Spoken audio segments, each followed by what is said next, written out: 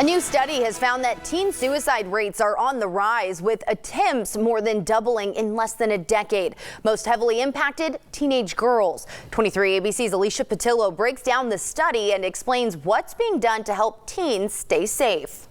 Our kids know more about suicide than we do. For a long time, suicide carried a stigma. Suicide is the second leading cause of death for teens. For not only those who survive attempted suicides, but for their families who are afraid to talk to their kids about it. It's never just one reason. As suicide rates rise, Ellen Eggert from Kern Behavioral Health and Recovery Services says it's time to have the conversation. The rate has tripled since 2008 to 2015. A new study from WebMD found a rise in attempted suicides and suicidal thoughts among teens and kids. Their research shows increases in all ages, specifically 12 to 14. And there's even more than a 10% increase in children ages 5 to 11 years old. But the research shifted when it came to gender. Young girls made up nearly 2/3 of attempted suicides and suicidal thoughts. Well, for 10 to 14-year-olds, we know for females, for the last 15 years, that rate has risen 50%. Eggert says the increase in suicide is unclear.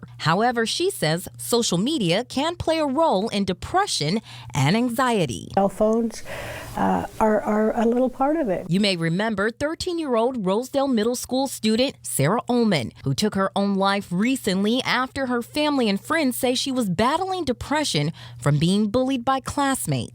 And in 2010, 13-year-old Seth Walsh from Tehachapi hung himself after family says he was bullied. No one was charged in either case. Cases like this is why Jessica Avancina started Aspire Behavioral Health. It's a facility dedicated to teens battling suicidal thoughts, depression, and anxiety. Aspire accepts clients as young as 12 years old. And Jessica says most of her patients are young girls battling depression. That you might need, or just therapy in general, the help is out there. Both experts suggest parents get involved, start talking about suicide, depression, and anxiety with their children.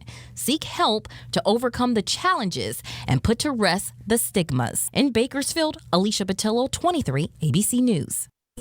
And if you or someone you know is suicidal, call the National Suicide Hotline at 1-800-273-8255. Meanwhile, if you'd like more information about Aspire Behavioral Health or the study referred to in this story, go to our website, turnto23.com.